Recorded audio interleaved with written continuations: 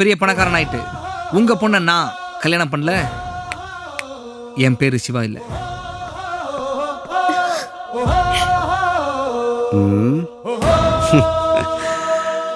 டேய், ஒரு காஃபி உண்டா?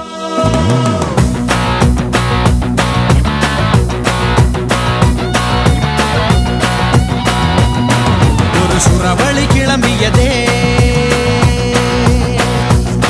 சிவதாண்டவம் தொடங்கியதே.